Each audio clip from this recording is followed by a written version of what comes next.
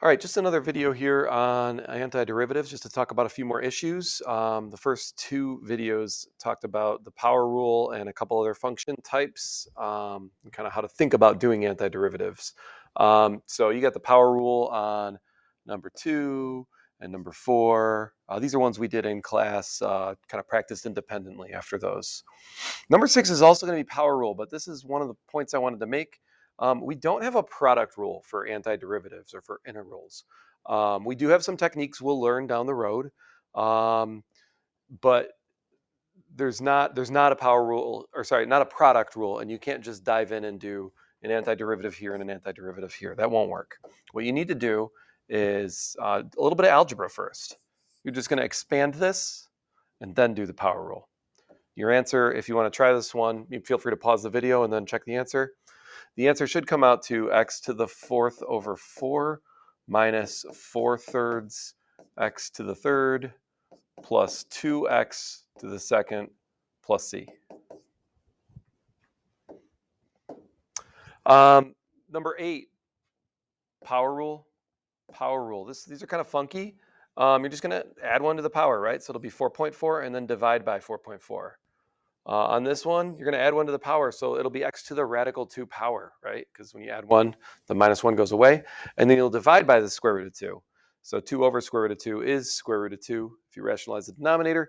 And so, yeah, you'll get square root of 2 times x to the square root of 2 for that term.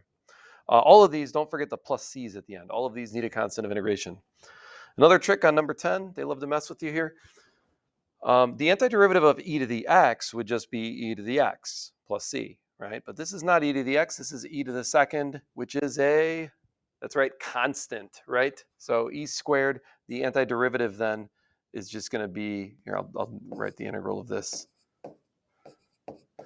The antiderivative is just going to be e squared x plus c, because it's a constant, right? E squared is, so you multiply it by x, because when you take the derivative of this, some number times x, you just get that number, and then the derivative of the constant term is just 0. Good. And number 14, I definitely wanted to talk about this one. Again, when I give derivative quizzes, I always put a question like this on every single one of them that I give.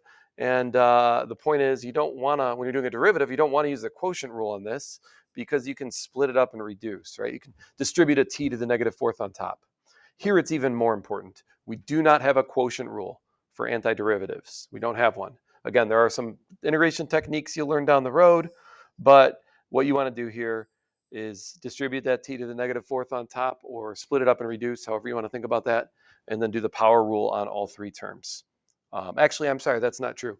You're going to do the power rule where appropriate. However, this term will be a negative 1 over t, and when you do the antiderivative of that, that's not going to be the power rule. You'll be trying to divide by 0, and you'll realize something is wrong. It's going to actually go to a natural log. All right, so those are the issues I wanted to discuss there. Hopefully that helps with some of these other problems that are going to come up.